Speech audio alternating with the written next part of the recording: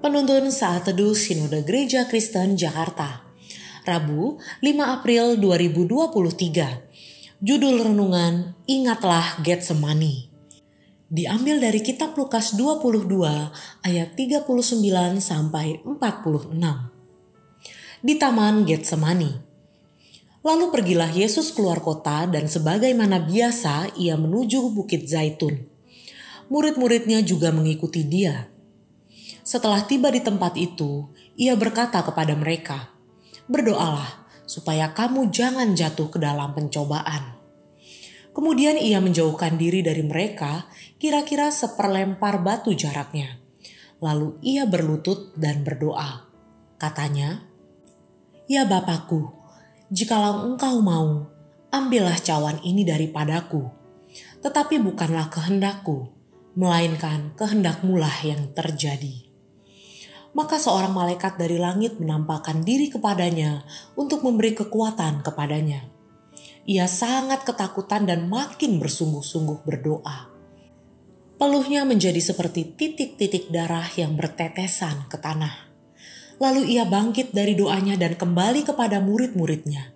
Tetapi ia mendapati mereka sedang tidur karena duka cita. Katanya kepada mereka, "Mengapa kamu tidur?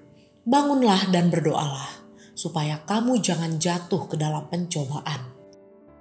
Saat kita mendengar Getsemani, apa yang ada dalam hati dan pikiran kita?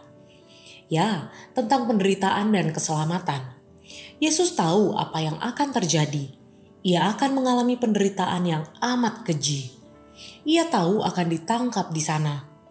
Ia tidak bisa berdalih sebab ini misi keselamatan yang dikerjakannya. Yesus adalah manusia sejati dan Allah sejati. Filipi 2 ayat 6-7 mengatakan, "Walaupun dalam rupa Allah tidak menganggap kesetaraan dengan Allah itu sebagai milik yang harus dipertahankan, melainkan telah mengosongkan dirinya sendiri dan mengambil rupa seorang hamba dan menjadi sama dengan manusia." Sangat berat, tak terbayangkan penderitaan, penghinaan, penistaan, kesakitan ia harus alami. Ia berkata, "Ya Bapakku, jikalau Engkau mau, ambillah cawan ini daripadaku. Tetapi bukanlah kehendakku, melainkan kehendak-Mu lah yang terjadi." Ini berbicara manusia sejati Yesus. Jika tidak manusia, pasti binasa. Yesus taat pada Bapa yang mengutusnya. Penderitaan diawali di Taman Getsemani. Tekanan yang sangat berat membuat peluhnya seperti titik darah yang bertetesan di tanah. Kasihnya sungguh ajaib dan tak terkatakan. Ini bukti cintanya pada kita. Bingungnya, mengapa banyak orang masih ragu akan Dia? Ingatlah Getsemani. Ingatlah di sana awal di mana Yesus taat dan siap menanggung dosa yang Ia sendiri tidak lakukan. Mungkin hari ini kita sedang merasa kesepian dan tidak ada yang peduli. Ingatlah Getsemani.